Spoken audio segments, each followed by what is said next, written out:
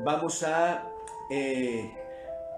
ir a la primera carta a los Corintios, el capítulo 15. Vamos a estar allí la mañana de hoy, en la primera carta a los Corintios, en el capítulo 15. Al igual que otros domingos, vamos a estar en otros textos, citas bíblicas, pero empezaremos por aquí, ¿cierto? Entonces, primera Corintios, capítulo 15, versículo 1 al 11. Ubíquese allí. Ya hemos orado. Comparta el video, por favor. Compártalo. Y entremos en materia de una vez. Vamos a hablar hoy sobre la resurrección del creyente. Estamos perdiéndole temor a la muerte. Estamos hablando de nuestro futuro de gloria. Estamos hablando de lo que nos espera cuando después de morir. Y ya entendemos que el creyente muere. Todos hemos de morir a menos que el Señor regrese antes por nosotros. Pero cuando morimos, pasamos de una vez al cielo presente. No vamos a dormir, no somos destruidos, no es que todo termine allí, sino que al morir el creyente es trasladado al cielo presente. Allí, en el cielo presente, en algún momento de la eternidad, se dará el tribunal de Cristo, que fue de lo que hablamos la semana pasada. Y allí recibiremos recompensa. Y piense que estar esta mañana aquí, participando de este culto con toda fidelidad, tendrá una recompensa ahora aquí, mientras estamos acá, con los días siguientes, los meses siguientes, pero también, y mejor aún, tendrá su recompensa. Esta se la están anotando allí en el cielo a usted. Y allí se la sacarán y le mostrarán su fidelidad de estar compartiendo en esta hora, aquí en este lugar. Ahora, después de ese tribunal de Cristo, sucederá el evento de la resurrección, la bendita resurrección, hermano. Entonces, en el capítulo 15 de la primera carta a los Corintios, el apóstol Pablo va a tratar ampliamente este tema. Es el capítulo más largo de toda primera Corintios. Tal vez, si la memoria no me falla, el capítulo de todas las epístolas de Pablo más largo, hablando sobre un solo tema. Tal vez el más largo, 58 versículos tengo aquí. A ver si no estoy diciendo herejías. Sí, señor, 58 versículos. Y sucede algo, y es que hay gente que no cree, gente a la que él le está escribiendo, que no cree en la resurrección. Entonces hay algunas personas allí diciendo que aunque no niegan que Jesucristo resucitó entre los muertos, no pueden creer que nosotros, los seres humanos, vayamos a resucitar. Tal vez algo de influencia griega aquí, que creía en la inmortalidad del alma, no en la resurrección, pero sí en la inmortalidad del alma. Entonces, tal vez algo de influencia griega aquí. Pero el hecho es que no creían, había gente incrédula. Como tal vez hay personas incrédulas entre los que me escuchan esta mañana. Tal vez usted no cree, usted cree en Dios, usted se congrega y todo, pero en realidad en su corazón usted no puede creer que un día todos los creyentes vamos a resucitar. Y es lo primero que él quiere tratar en este texto bíblico. Quiere probar la resurrección del cristiano. Y a modo de resumen va a decir, si Cristo resucitó, entonces es porque nosotros también vamos a resucitar. A modo de resumen, eso es lo que él está diciendo aquí, por lo menos comenzando el capítulo. Después va a hablar de cuándo, va a hablar de cómo, va a hablar de otras cosas sobre la resurrección. Pero lo primero que él quiere dejar bien claro es que es verdad, es real. Eso va a ocurrir tan cierto como que Cristo resucitó entre los muertos. Usted y yo tenemos también asegurada nuestra resurrección si es que morimos en Cristo Jesús. Bendito sea su nombre. Y entonces él va a citar aquí tres evidencias del hecho de la resurrección de Cristo y por ende de nuestra propia resurrección. Entonces, en el versículo 1 al 4, miren lo que dice, además os declaro, hermanos, el evangelio que os he predicado, el cual también recibisteis, en el cual también perseveráis, por el cual asimismo, si retenéis la palabra que os he predicado, sois salvos, si no creísteis en vano. Porque primeramente os he enseñado lo que asimismo recibí. Aquí viene el evangelio. Que Cristo murió por nuestros pecados, conforme a las Escrituras. Y que fue sepultado y que resucitó al tercer día, conforme a las Escrituras. Entonces aquí lo tiene usted. Aquí él nos habla del evangelio, pero en la palabra donde yo quiero centrarme es cuando él dice, porque primeramente has enseñado lo que asimismo recibí. Subraya recibí en su Biblia. Con un resaltador escríbalo bien grande en sus notas. Lo que asimismo recibí. Entonces surge la pregunta. Él aquí está hablando del evangelio, de lo que predica, de lo que enseña. Y está diciendo que lo recibió. Ahora, ¿de quién lo recibió? Para entender de quién lo recibió, tenemos que ir a otro texto bíblico que está en Gálatas. Entonces vaya ahora rápidamente a Gálatas capítulo 1, el versículo 6 de Gálatas. Gálatas capítulo 1, versículo 6. Vamos allí. Gálatas 1, 6. Gálatas capítulo 1, Gálatas 1. Ahora en Gálatas, cuando llegue a Gálatas, vamos a leer allí en Gálatas los versículos 11 y 12 y luego del 15 al 22. Versículos 11 y 12 y luego del 15 al 22. Entonces, allí dice él, espero que lo tenga ya listo, preparado para leer con usted. Dice, mas os hago saber, hermanos, que el evangelio anunciado por mí no es según hombre. Pues yo ni lo recibí, escuchen, ni lo aprendí de hombre alguno, sino por revelación de Jesucristo. Tenga en cuenta esto. En Corintios él está diciendo, yo les enseño lo que también recibí. Y luego pasa a explicar el evangelio. Y ahora aquí en Gálatas nos dice, es que lo que yo enseño no me lo enseñaron los hombres, no me lo enseñó Pedro, no me lo enseñó Juan, no me lo enseñó ninguno de ellos. Me lo enseñó el mismo Señor Jesucristo, me lo reveló el mismo Señor Jesucristo. Entonces, ¿qué nos está diciendo él? Que en encuentros sobrenaturales con el Señor, él mismo le enseñó la doctrina, él mismo le enseñó el evangelio, él mismo le enseñó todas las cosas que usted lee ahí en las epístolas. Y si no todas, si la gran mayoría que usted lee ahí en las epístolas, fueron recibidas por Pablo por revelación directa de Jesucristo, sin mediación alguna de los hombres. Entonces, por ejemplo, si usted mira conmigo, anótelo ahí necesitamos leerlo. Hechos 9, 13 al 19. Pero no vaya a perder Gálatas. Hechos 9, 13 al 19. Hechos 9, 13 al 19. Mire, quiero que compare este texto con otro. Hechos 9, 13 al 19. No vamos a leer hasta el 19. El 13. No es el 13.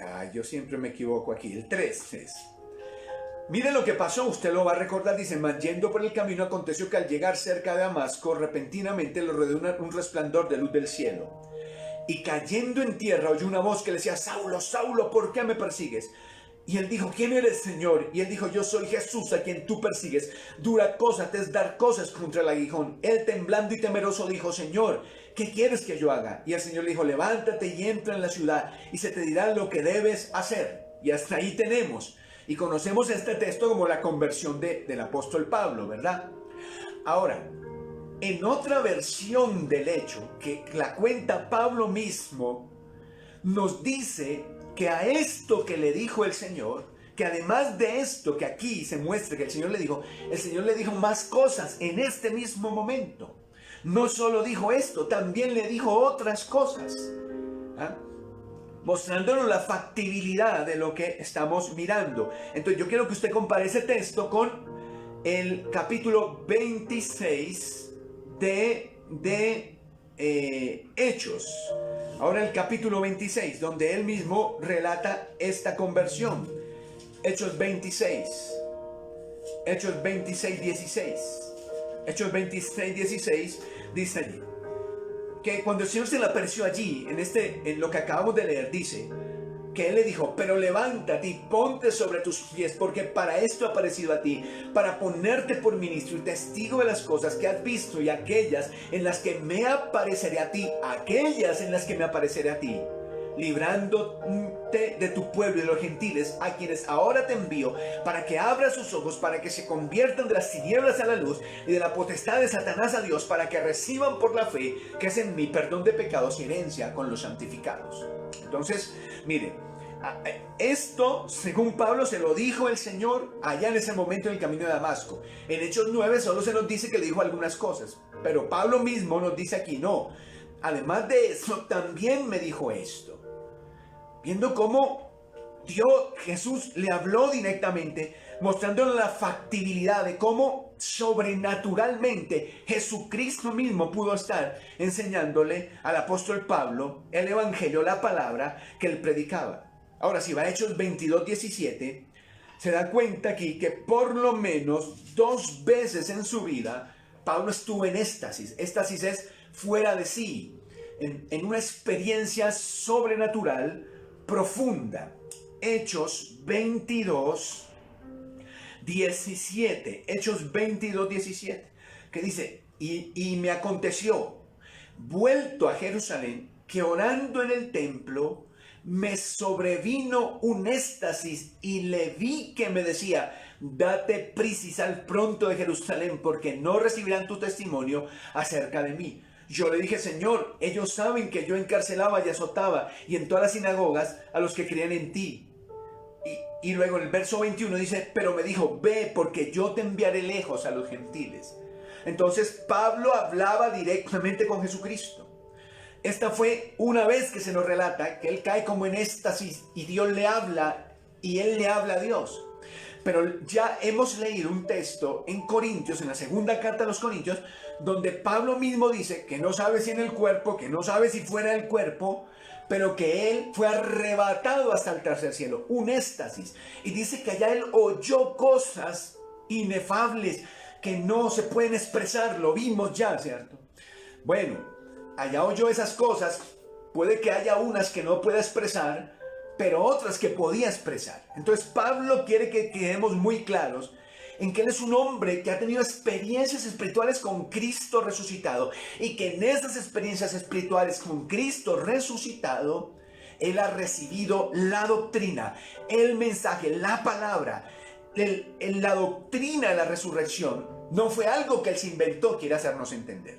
No fue algo que ni siquiera los hombres vinieron y se lo enseñaron de primera mano, sino algo que se le dijo, se le mostró, añadiendo esto al hecho de que él vio y estuvo recibiendo esas enseñanzas directamente del Cristo resucitado. Bendito sea Dios.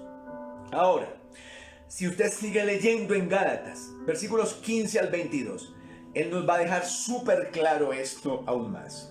15 al 22. Ahí se me salió lo rolo. Súper claro. 15 al 22.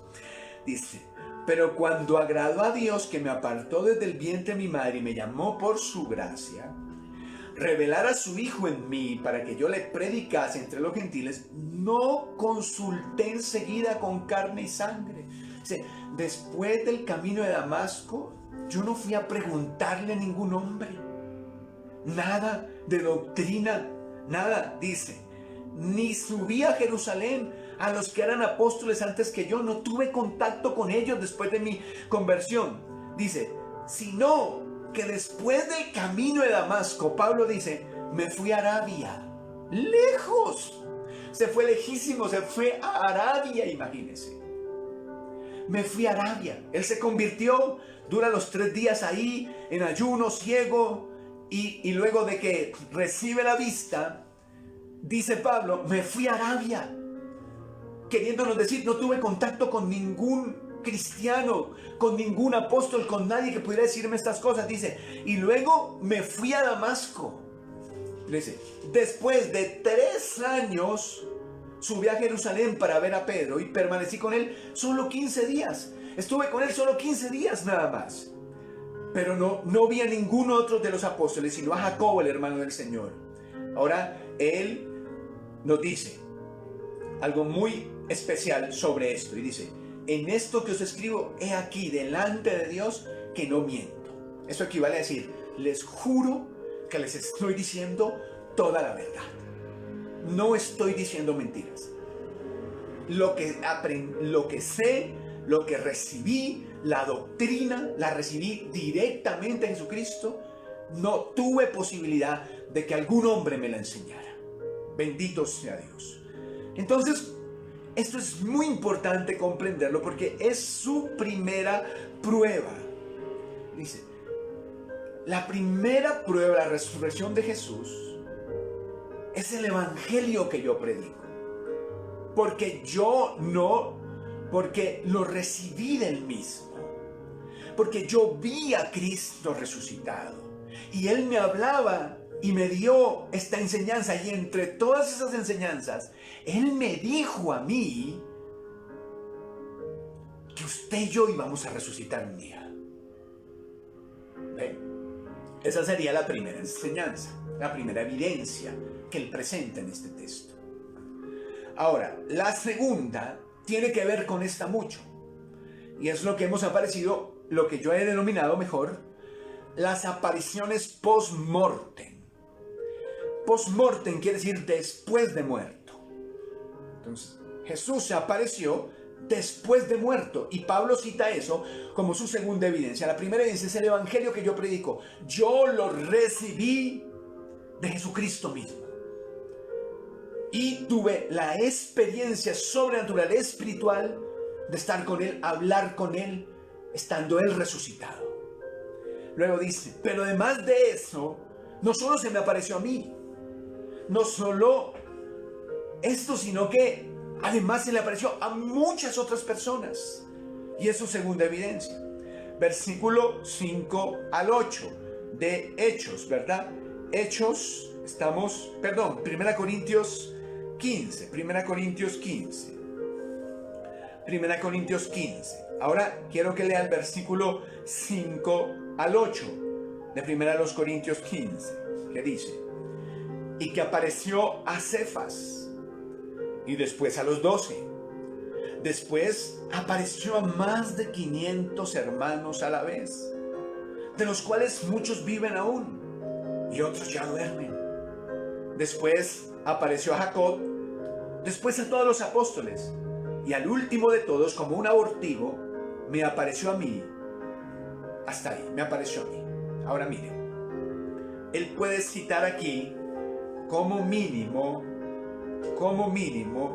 a 515 personas a quienes Jesucristo, después de haber muerto, de haber resucitado, se les apareció, se les reveló, se les mostró. Ya va a ver por qué digo que mínimo 515 personas. Entonces él dice, en primer lugar dice a Cefas. Cefas es Pedro, dice a Pedro, se le apareció. Luego dice a los 12, es decir, a los 12 apóstoles. Luego dice a 500 personas al mismo tiempo.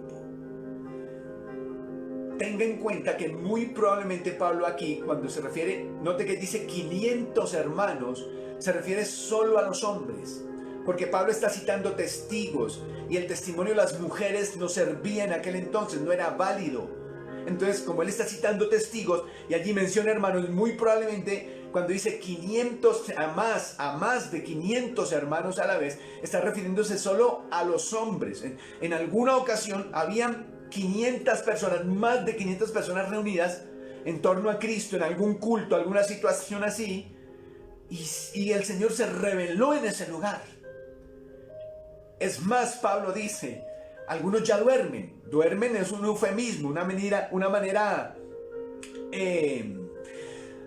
amable de referirse a algo duro, cruel. Entonces, como la muerte es algo duro, no estamos diciendo que no, entonces no hay duelo ahí.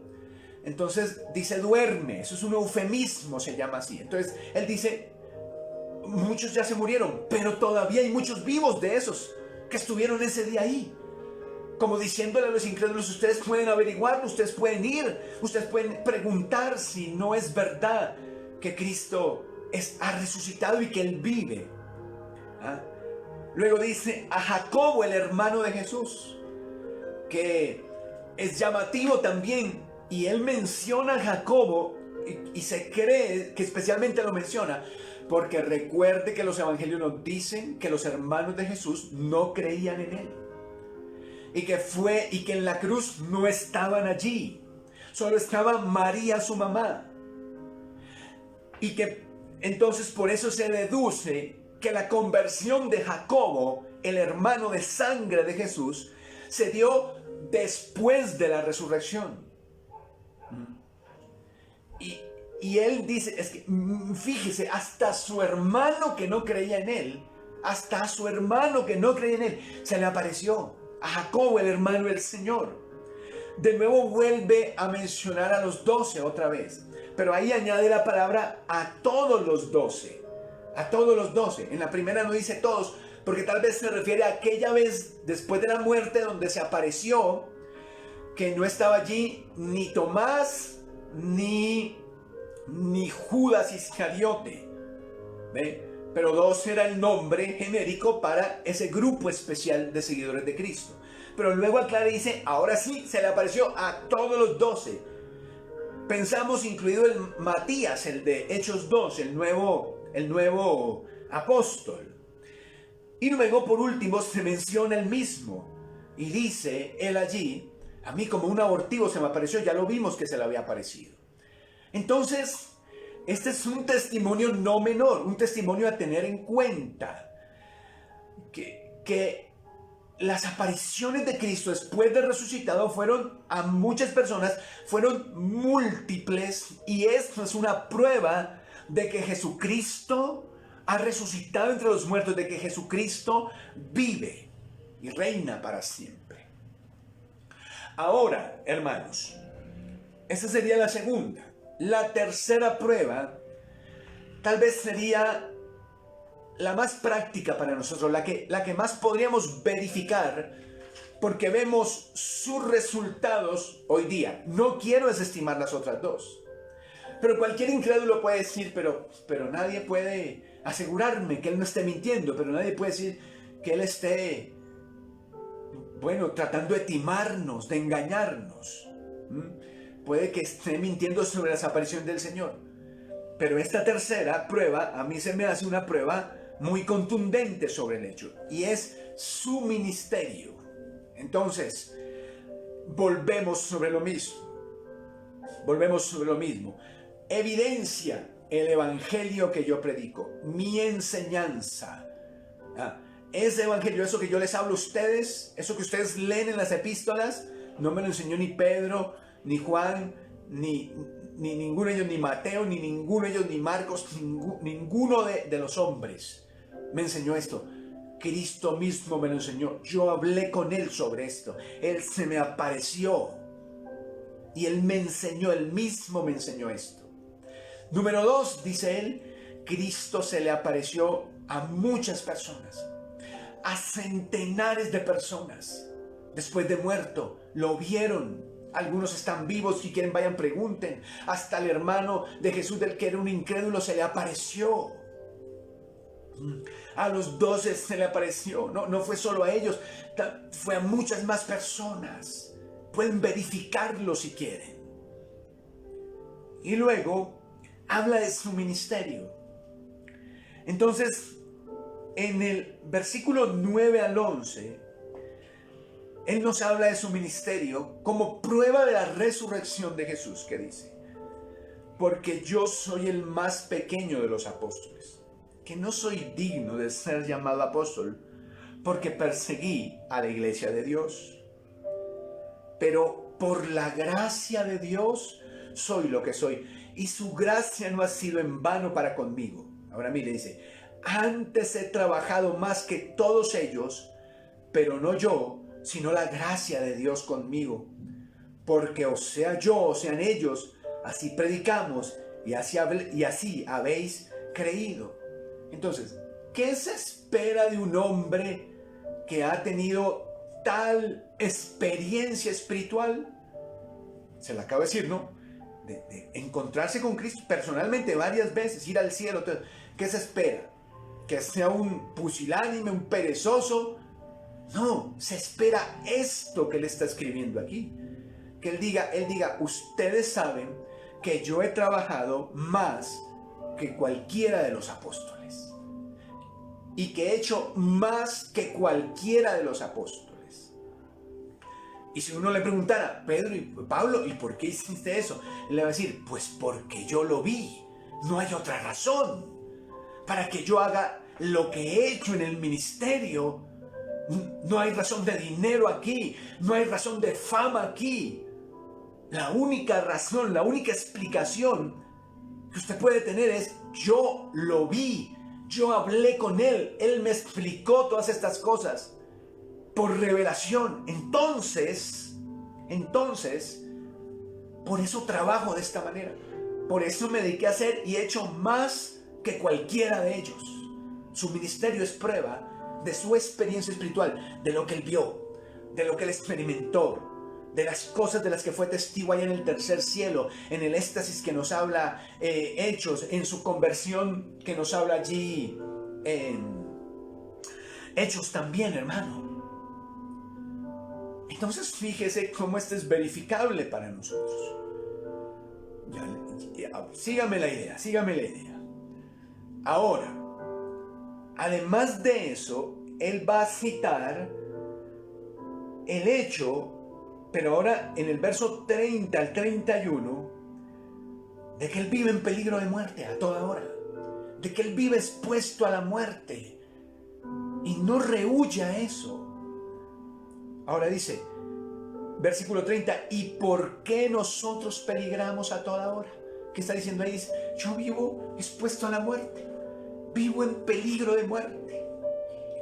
¿Y no te da miedo, Pablo, morirte? Obvio no. ¿Y por qué no te da miedo morirte, Pablo? Pues porque yo vi a Cristo resucitado, estuve allá y sé lo que allá pasa y sé la gloria que me espera. Y sé lo increíble, lo impresionante que es ese lugar a donde voy después de que muera. Pablo, pero ¿por qué te expones a la muerte? Porque lo que vi, porque de aquellas cosas de las que fui testigo, me llevan a desestimar mi propia vida, a no temer morir, a servir a Cristo hasta la muerte. ¿Qué otra razón habría de exponerse a la muerte? Es mentira. Entonces, ¿será mentira lo que Pablo está diciendo? ¿Usted cree que alguien va a dar la vida por algo que sabe que es mentira? ¿Que él se inventó y que sabe que es mentira? Nadie hace eso. Hay gente que da la vida por cosas que son mentiras, pero porque ellos se las creen. Pero si Pablo se hubiera inventado esto y supiera que era mentira, no se expone a la muerte. Dice, no, cuando vengan a matarlo, dice, no, tranquilos. En realidad yo me inventé todo esto. No tengo por qué poner mi vida aquí por estas cosas. ¿Cree usted? Yo me inventé todo este cuento, pues, por entretenerme. ¿Quién sabe por qué? No hay otra explicación. No hay otra explicación, es razonable. La mejor explicación es verdad lo que él está diciendo. Y por eso se expone a la muerte, por servir a Cristo. Por eso desestima su vida, por eso no teme a la muerte, porque lo vio. Luego, verso 31 dice, os aseguro, hermanos, por la gloria que de vosotros tengo en nuestro Señor Jesucristo, que cada día muero. Se los aseguro. Todos los días estoy expuesto a la muerte. Todos los días estoy allí y no me importa. Y si me tengo que morir, me muero. Y me muero feliz y me muero contento, así muera martirizado. Muero. ¿Qué hombre va a pensar así, hermano? ¿Qué razón, qué explicación usted puede darle a este tipo de pensamiento? No puede ser ni la fama, ni el dinero. Ahora, versículo 32. Entonces, él cita su trabajo, cita el ser expuesto a la muerte como una prueba, y luego dice, versículo 32, cita sus sufrimientos. Bueno, separemos el ministerio, o sea, el trabajo que hizo, que fue mucho más grande que el de todos los apóstoles, dice él ahí. Pero ahora hablemos del sufrimiento que le trajo ese ministerio, vivir la vida cristiana. Lo hemos leído, ¿verdad? Creo que en la primera enseñanza leímos cuando él habla de los ayunos, habla del hambre, habla de los naufragios, de las cárceles, de los azotes por Cristo. Y que ahí uno se pregunta, bueno, ¿y por qué no renunció entonces? ¿Y por qué no dejó todo a un lado? Semejante sufrimiento, semejante vida tan terrible, diríamos nosotros hoy día. ¿Por qué no renunció? No renunció por lo que nos dijo en Gálatas, porque yo lo vi. Soy testigo. ¿Cómo voy a renunciar? ¿Cómo me voy a perder eso? Bien, pero aquí él dice, si como hombre batallé en Éfeso contra las fieras, ¿qué me aprovecha? Algunos dicen que en realidad, que puede ser que de verdad lo metieron allá al anfiteatro con los leones. Otros dicen que no puede ser porque los ciudadanos romanos no les permitían, no los mandaban allá con los leones. Algunos creen que es una metáfora, tal vez esta es la mejor explicación, donde habla del enfrentamiento que tuvo que tener con hombres malvados. Entonces, si le acordamos en Hechos, si vamos a Hechos, nos acordamos mejor de cómo allá en Éfeso fue que sucedió ese tumulto de gente, cuando Artemisa y todo ello. Bueno, eso sería un ejemplo. No sabemos si sea ese momento o otro donde él dice, allá me enfrenté, lo que él quiere decir es me enfrenté con hombres terribles. Me enfrenté allá con gente realmente terribles. Ahora, si eso sucedió y Cristo de verdad nos resucitó, ¿para qué me sirve haber soportado eso? ¿De qué me sirve? Por eso dice, ¿qué me aprovecha? ¿De qué me sirve haber soportado esas cosas? Si Cristo nos resucitó, pero ¿saben por qué las soporto? ¿Saben por qué estoy dispuesto a enfrentarme a las fieras de Éfeso? Y morir en ese intento, y así no muera, seguir adelante sufriendo. ¿Por qué? Porque yo lo vi, porque sé que es cierto, que es absolutamente cierto lo que les estoy diciendo. Bendito sea Dios.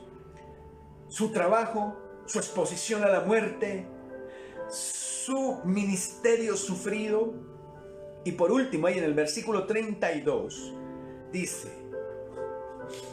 si los muertos no resucitan, comamos y bebamos, que mañana moriremos. Entonces él va a expresar allí dos cosas, ¿no? La primera es, si le decimos, Pablo, ¿y por qué tú no eres un impío como los demás que se emborrachan, que viven para el placer? Pues sí, no lo hago porque yo voy allá, porque a mí me dijeron, porque Jesucristo me dijo que eso no estaba bien, que eso no eran cosas de Dios. comamos y bebamos que mañana moriremos. ¿Por qué no te entregas al placer? Porque esa vida de santidad, esa vida ascética que has llevado, ¿por qué? Porque no quiero perder mis premios, porque no quiero perder mis recompensas. Es que si Pablo habla del tribunal de Cristo, no fue porque se lo aprendió a Pedro o a Juan, es porque Jesucristo mismo se lo dijo. Él sabe que es real. Y en otras palabras, porque si de verdad no hay resurrección, hermano, como él dice antes en este mismo texto, nosotros somos la gente más miserable. Somos los más infelices de todos los cristianos. Pero no lo somos, porque usted y yo un día vamos a resucitar. Bendito sea Dios. Entonces él cita estas tres evidencias.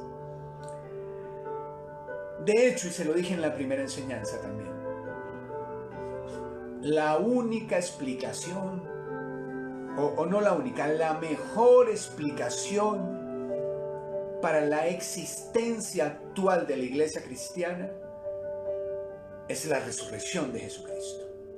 No hay modo alguno de que esas personas hubieran soportado todo lo que soportaron, que hayan sufrido todo lo que sufrieron, solo convencidos de alguna doctrina dada por hombres. La existencia de la iglesia cristiana se fundamenta en ese hecho. Cristo resucitó y por esa verdad dieron la vida. Expusieron sus familias, sus niños pequeños, sus bebés los expusieron a la muerte. Se empobrecieron, llegaron a la ruina económica, al hambre, a la necesidad, por una verdad que consideran absolutamente cierta, porque la vivieron o porque la recibieron de testigos presenciales de eso. Y es que Jesucristo había resucitado. Y lo que se sigue entonces en el argumento de Pablo en 1 Corintios 15 es que si esto es cierto y si Cristo resucitó, Él solo es las primicias, el primero en la fila de una multitud que también resucitará. En otras palabras, la resurrección de Jesús garantiza nuestra resurrección. La resurrección de Jesús garantiza las promesas de Dios para nosotros. Como ciertas, usted puede estar ciertísimo de que son reales, porque Jesucristo resucitó. Entonces, hermanos, 1 Corintios capítulo 15 nos va a hablar de la resurrección. Y comienza Pablo probando ante los incrédulos la factibilidad de este hecho. Y cita tres evidencias para ello, para que estemos completamente seguros.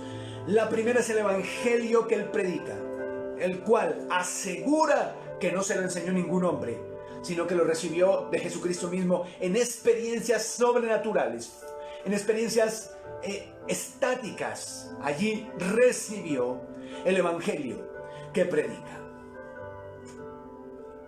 Unido a eso, se sigue entonces que Jesucristo ha resucitado, porque fue el resucitado quien le mostró. La segunda evidencia que Él nos va a mostrar en las apariciones post-mortem de Jesús, apariciones después de muerto de Jesús, y asegura y puede citar a más de 515 personas que vieron a Jesús resucitado. Y los que no creían incluso podían ir y averiguar, porque aún de esos 515 muchos estaban vivos todavía y podían ir a averiguar, investigarlo y preguntar si era cierto o no. Y por último, él cita como evidencia su propia vida y ministerio. Dice: no hay manera de vivir esta vida que yo he vivido si no es porque yo fui testigo de algo y porque estoy absolutamente seguro de algo. No hay manera de trabajar como he trabajado por el Evangelio, por otra razón, o sufrir como he sufrido, o abstenerme de los placeres, por otra razón distinta, a no ser que yo fui testigo de ello. Pelear con las fieras de Éfeso, porque yo fui testigo de ello. Entonces aquí hay tres opciones. 1, él está loco. 2, es mentiroso. O 3, está diciendo la verdad. Si usted lee las epístolas de Pablo, se dará cuenta que dista mucho de ser un hombre que no ivana ideas. Usted las lee y se da cuenta de eso. No está loco. No miente. Porque si mintiera, entonces no viviera la vida que está relatándonos en la primera carta a los Corintios, capítulo 15. Entonces solo queda una opción. Y es que Él está diciendo la verdad. Y así como Cristo resucitó, usted y yo, hermano, resucitaremos un día también con Cristo. Bendito sea Dios. ¡Aleluya! Quiero que ahora, donde esté, se ponga en disposición para que oremos a Dios y le demos gracias por esta bendita esperanza nuestra. Los que han muerto en Cristo un día resucitarán. Y nosotros iremos al cielo y resucitaremos también un día con Él. Benditos, y estaremos con Él, mejor, bendito sea Dios. Así que cierre